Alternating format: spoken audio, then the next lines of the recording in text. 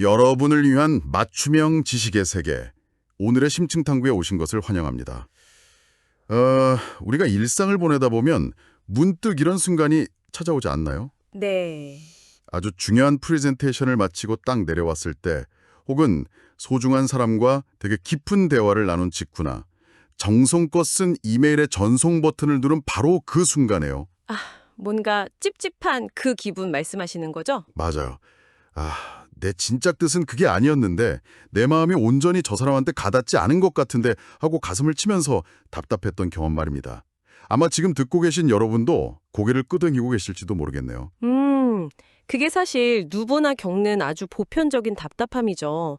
내 머릿속에 있는 생각의 무게만큼 내 입 밖으로 나오는 말이 묵직하게 전달되지 않는다는 느낌이니까요. 네, 바로 그 지점입니다. 그래서 오늘 우리가 함께 파헤쳐볼 자료가 아주 흥미롭습니다. 칸 국제광고제를 비롯해서 전 세계 30개가 넘는 글로벌 광고제를 그야말로 휩쓸어버린 일본 최고의 카피라이터죠. 우메다 사토시의 저서 말이 무기다입니다. 아주 기대가 됩니다. 자, 이 내용을 한번 본격적으로 파헤쳐볼까요? 오늘 우리의 미션은 명확합니다. 단순히 말을 그럴듯하게 꾸며내는 말하기 잔기술이나 처세술을 배우려는 게 절대 아닙니다. 그렇죠. 본질적인 접근이 필요하죠. 맞습니다. 본질적으로 여러분만의 묵직한 언어를 만들어내서 진정한 의미의 소통과 설득의 달인으로 가는 지름길을 찾아내는 겁니다. 그 미션을 달성하기 위해서 가장 먼저 짚고 넘어가야 할 아주 중요한 전제가 하나 있습니다. 사람들은 흔히 말이라고 하면 입에서 나오는 소리라고 생각하잖아요. 네, 보통 발성이나 딕션 같은 걸 떠오르죠. 하지만 진정한 말의 무게는 입이 아니라 여러분의 생각에서 나온다는 사실입니다.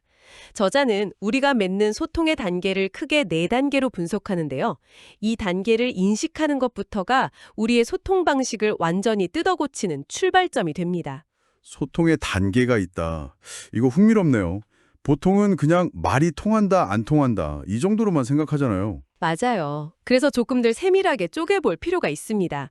먼저 1단계는 오해 또는 아예 이해하지 못함의 상태입니다. 내가 A를 말했는데 상대는 B로 알아듣거나 아예 듣지 않는 완전히 엇갈리는 단계죠. 가장 답답한 상황이네요. 그리고 2단계는 이해입니다. 상대의 말을 머리로는 파악했습니다. 당신이 무슨 말을 하는지는 알겠어요 하는 상태죠. 하지만 딱 거기까지입니다. 그러니까 아직 행동으로 이어지지는 않는 거군요. 그럼 3단계는요? 3단계는 납득입니다. 논리적으로 고개를 끄덕이게 되는 단계죠. 당신의 말이 맞네요. 타당합니다. 라고 인정하는 겁니다. 비즈니스 상황에서는 사실 여기까지 와도 꽤 성공적이라고 생각하기 쉽습니다. 그렇죠. 결제를 받아내려면 일단 납득을 시켜야 하니까요. 하지만 우리가 궁극적으로 도달해야 할 커뮤니케이션의 진짜 묘미는 바로 마지막 4단계, 공감과 공명입니다. 머리로 납득하는 것을 넘어서 마음이 움직이고 상대방이 스스로 당신을 돕고 싶게 만드는 단계죠. 4단계, 공감과 공명. 이걸 좀 더 큰 그림과 연결해 본다면 그 유명한 어린 왕자의 작가 생태쥐페리의 명언이 떠오릅니다. 그 배 만드는 이야기요? 네, 맞습니다. 배를 만들게 하려면 사람들에게 일감을 주고 명령할 것이 아니라 끝없는 바다에 대한 동경심을 키워주어라. 이 말이 정확히 4단계의 본질을 꿰뚫고 있네요. 맞아요. 억지로 사람을 움직이려 하지 말고 그들 스스로 움직이고 싶게 만들어야 한다는 거잖아요. 완벽한 비유입니다. 동경심을 심어주는 것, 그것이 바로 공명이죠. 그런데 문제는 우리는 왜 그렇게 기를 쓰고 노력해도 이 4단계에 잘 도달하지 못하느냐는 겁니다. 진심을 다해 설명하고 되게 논리적으로 설득을 해도 상대방 마음이 꿈쩍하지 않을 때가 많잖아요. 네. 그 원인은 우리가 지나치게 밖으로 향하는 말에만 집착하기 때문입니다. 밖으로 향하는 말이라면 결국 내 입 밖으로 나오는 단어나 문장을 말하는 건가요? 네, 맞습니다. 어떻게 발음할지, 어떤 세련된 어휘를 선택할지, 제스처는 어떻게 할지, 이렇게 겉으로 드러나는 포장지에만 신경을 쓴다는 거죠. 알맹이보다 포장지에 집중한다는 뜻이군요. 그렇죠.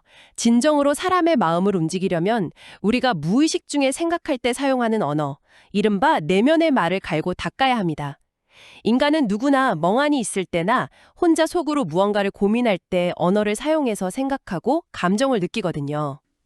그러니까 혼자 속으로 오늘 점심 뭐 먹지? 라던가 이 프로젝트 너무 막막한데? 라고 중얼거리는 그 머릿속의 목소리들이 전부 내면의 말인 거군요. 정확합니다. 그 내면의 언어가 얼마나 깊고 선명한지가 곧 여러분이 밖으로 내뱉는 말의 해상도를 결정합니다.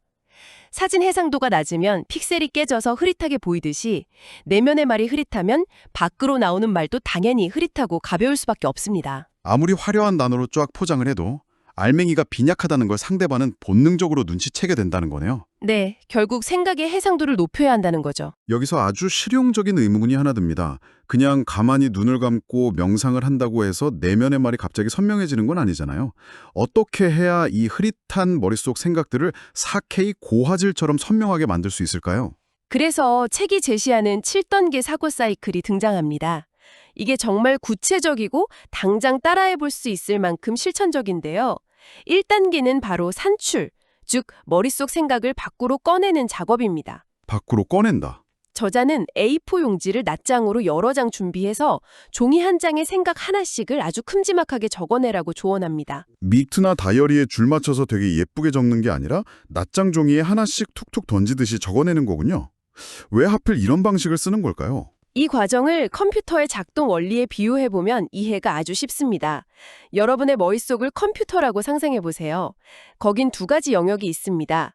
하나는 연산과 사고를 담당하는 CPU 영역이고 다른 하나는 과거의 정보가 저장된 하드디스크, 즉 기억 영역입니다. 우리가 흔히 일하다가 아이디어가 안 떠올라, 머리가 꽉 막혔어 라고 느낄 때가 있잖아요. 그럴 땐 CPU가 고장난 건가요? 고장 났다기보다는 엉뚱한 곳을 헤매고 있는 겁니다.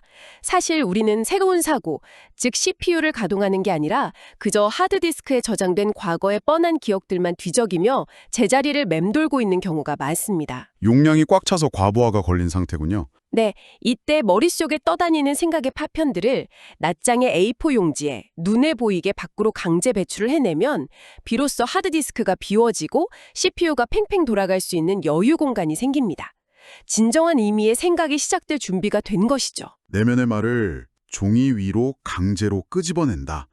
그렇게 1단계를 쫙 거치고 나면 수십 장의 종이가 눈앞에 쌓이겠네요. 그 다음 2단계는 연상과 심화로 넘어갑니다. 이른바 T자형 사고법이라고 부르던데 저는 이 부분에서 진짜 무릎을 쳤습니다. 아주 유용한 도구죠.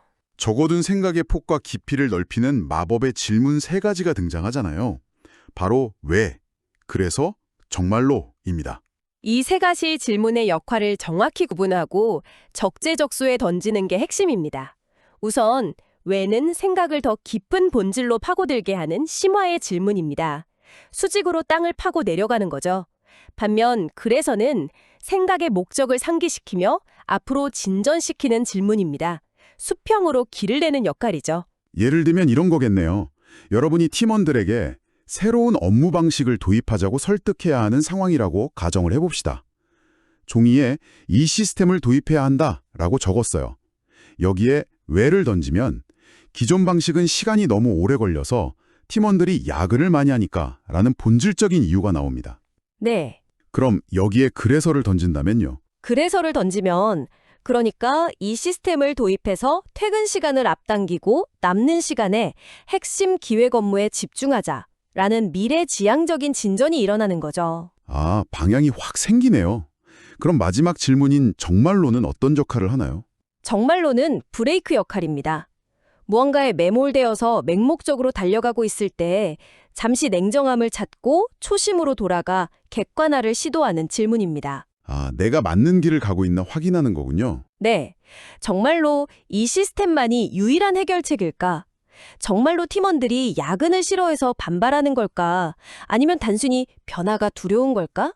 이렇게 묻다 보면 놓치고 있던 맹점이 보이게 됩니다. 그렇게 T자 형태로 끊임없이 왜, 그래서, 정말로를 반복하면서 사고를 뻗어나가다 보면 어느새 여러분 눈앞에는 엄청난 양의 A4 용지들이 쌓여 있을 겁니다.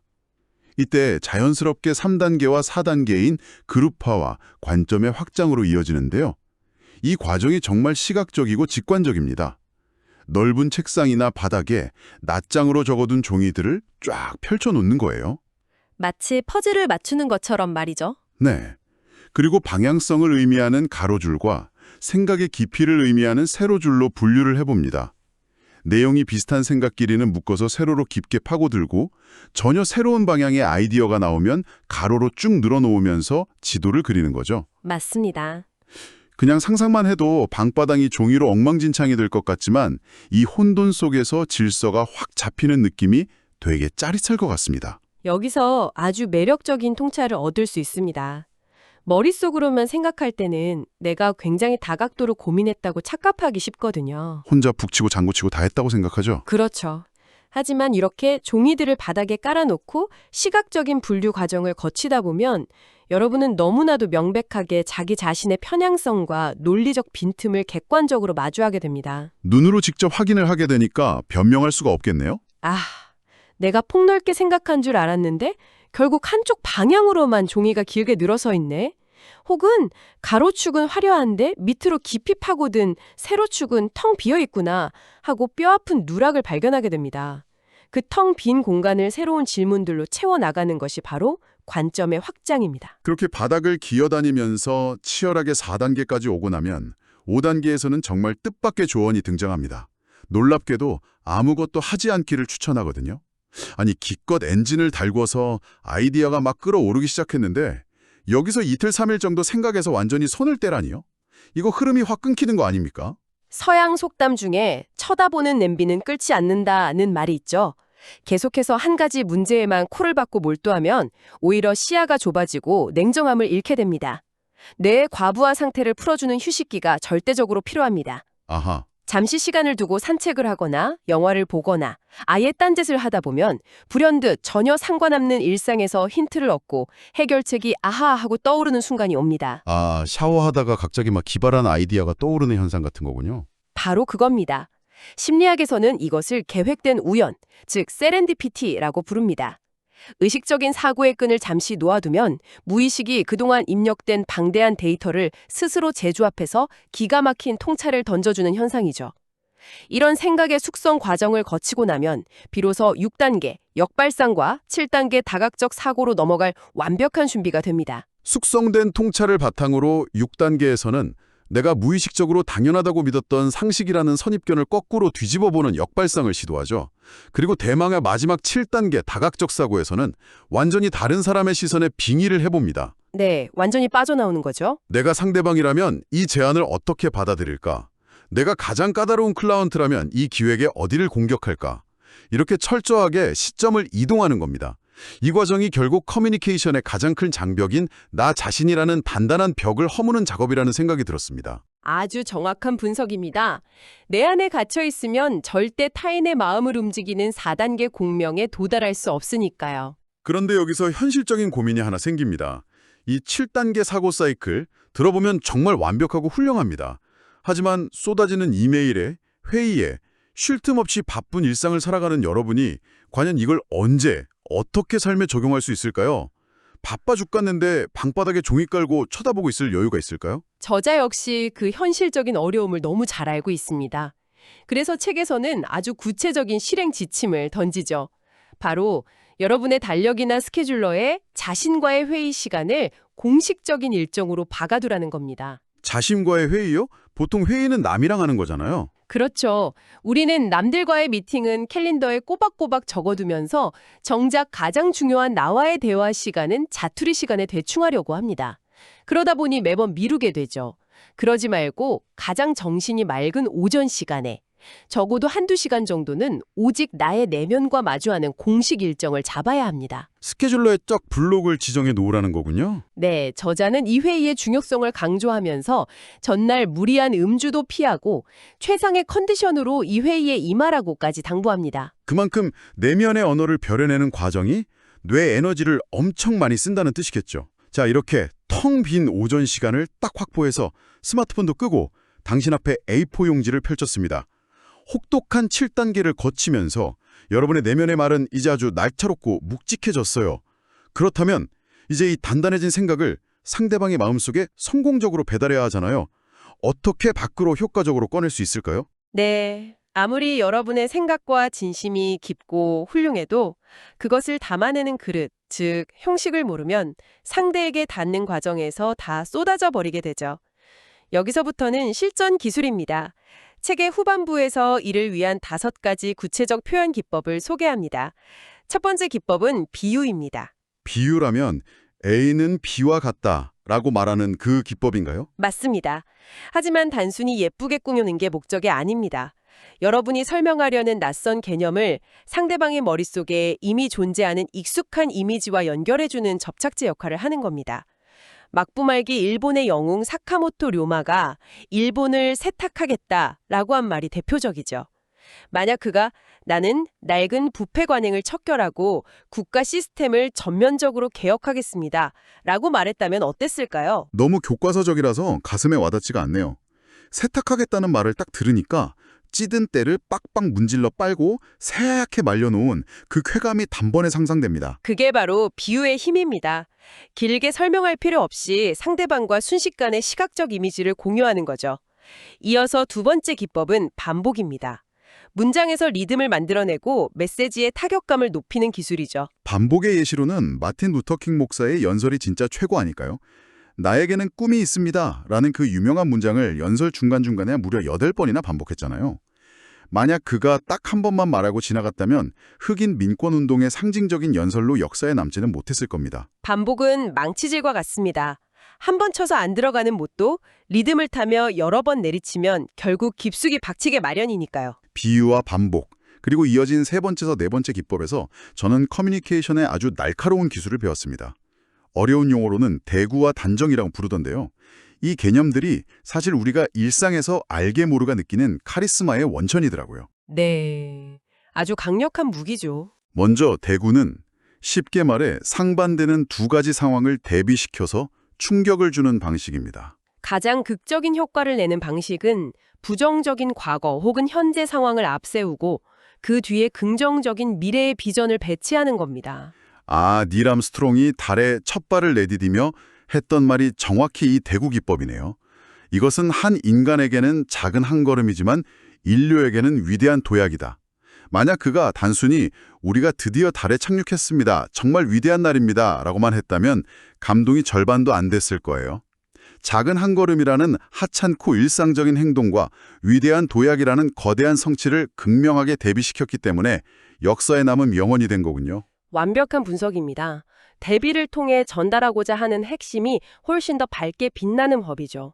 그리고 이어지는 네 번째 기법인 단정, 즉 잘라 말하기는 리더십의 본질과 아주 깊이 맞닿아 있습니다. 잘라 말한다.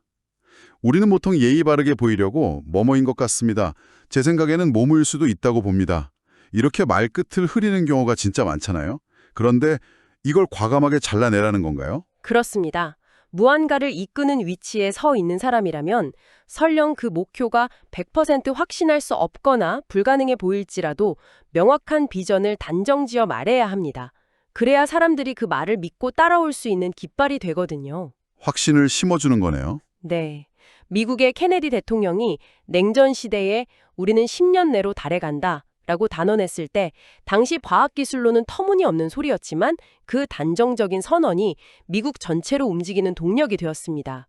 나폴레옹이 내 사전에 불가능은 없다 라고 잘라 말했을 때도 병사들은 그 확신찬 깃발을 보고 전장으로 뛰어들었죠. 듣고 보니까 당장 여러분이 어제 쓴 이메일이나 보고서를 한번 돌아보게 되지 않나요? 혹시 불필요하게 생각됩니다, 예상됩니다 같은 방어적인 표현으로 여러분 생각의 무게를 스스로 깎아내리고 있지는 않은지 말입니다. 말끝만 군더더기 없이 단정지어도 훨씬 더 당당하고 신뢰감 있어 보일 겁니다. 맞습니다. 자신감의 표현이죠. 자, 드디어 마지막 5번째 기법입니다. 수사학에서는 돈호라고 부르는 기술과 과장을 섞어 쓰는 방식인데요. 특정 상대를 콕 집어서 강하게 부르거나 내 감정을 숨김없이 과장되게 터뜨려서 사람들의 귀를 단숨에 낚아채는 방법입니다. 홋카이도 개척의 아버지 클라크 박사가 남긴 유명한 말이 있죠. 소년이여, 야망을 가져라. 만약 이걸 학생 여러분, 미래를 위해 원대한 꿈을 가지는 것이 좋습니다. 라고 말했다면 어땠을까요? 그냥 흔한 교장 선생님 훈화 말씀처럼 들리고 다들 졸았겠죠. 하지만 소년이여 라고 목덜미를 확 잡아채듯이 부르니까 100년이 지난 지금 들어도 심장이 뜁니다. 일본의 올림픽 수영 금메달리스트 기타지마 선수가 금메달을 딱 따고 물에서 나오자마자 카메라를 향해서 완전 기분 좋아 라고 외친 것도 마찬가지고요. 맞아요. 억누르지 않고 터져나오는 날것의 감정이 과장된 표현을 만났을 때 듣는 사람의 방어벽을 단숨에 무너뜨리는 묘한 매력이 있습니다. 이런 기법들을 글쓰기에 적용할 때 유용한 팁이 하나 있습니다. 부자 아빠, 가난한 아빠의 저자 로버트 기요사키의 비결인데요. 그는 글을 쓸 때 불특정 다수라는 텅 빈 허공에 대고 쓰는 것이 아니라 친한 친구나 눈앞에 구체적인 한 사람을 상상하며 마치 그 사람에게 말하듯이 쓴다고 합니다. 그래야만 글의 작가의 체온이 담기고 자연스러운 리듬이 생기겠네요. 그런데 여기서 딜레마가 하나 생깁니다. 보통 우리가 기획서를 쓰거나 프레젠테이션을 할 때는 최대한 많은 사람들을 설득하고 만족시켜야 하잖아요. 그런데 타겟을 한 사람으로 좁혀버리면 나머지 사람들은 배제되는 것 아닌가요? 그것이 바로 커뮤니케이션의 위대한 역설입니다. 타겟 설정의 역설이라고 할 수 있죠. 우리는 보통 최대한 많은 대중, 즉 모두를 만족시키기 위해 둥글둥글하고 안전한 언어를 선택합니다. 하지만 역설적이게도 모두에게 전하려고 쓴 두루뭉술한 말은 결국 그 누구의 마음에도 깊이 꽂히지 않습니다. 다들 그냥 좋은 말이네 하고 지나쳐버리는군요. 내 이야기가 아니라고 생각하니까요. 맞습니다. 하지만 단 한 사람의 얼굴을 명확하게 떠올리고 그 한 사람의 결핍과 아픔을 위로하기 위해 여러분의 진심을 다해 내면의 말을 벼려내 보세요. 그 구체적인 언어와 뾰족한 진정성은 놀랍게도 그 한 사람뿐만 아니라 그것을 듣는 수많은 사람의 공감을 불러일으킵니다. 가장 개인적이고 구체적인 이야기가 가장 보편적인 울림을 만들어내는 거죠. 한 명에게 깊이 전해지면 모두에게 전해진다. 이 커뮤니케이션의 역설을 반드시 기억해야 합니다. 한 명에게 전해지면 모두에게 전해진다. 정말 깊은 여운을 남기는 통찰입니다. 자, 이렇게 오늘 우리는 우메다 사토시의 말이 무기다를 통해서 단순한 말하기 기술을 넘어 사람의 마음을 훔치는 소통의 본질을 깊숙이 파헤쳐 보았습니다. 핵심을 다시 한번 정리해 볼까요? 화려한 언변, 유창한 발음, 겉보기에 아름다운 문장만을 쫓는 것은 모래 위에 성을 쌓는 것과 같습니다. 가장 먼저 해야 할 일은 당신 안의 진짜 목소리, 이 흐릿한 내면의 말을 선명하게 들여다보는 것입니다. 그리고 그 과정을 결코 머릿속에만 남겨두지 마십시오. 오늘 외운 7단계 사고 사이클을 떠올려 보세요. 종이 위에 당신의 생각을 쏟아내고 왜, 그래서, 정말로를 집요하게 물고 늘어지며 당신만의 생각, 진심, 사명감을 무겁게 기르는 겁니다. 결국 말이라는 것은 당신이 어떤 사람인지를 당신의 철학과 깊이를 투명하게 보여주는 거울입니다.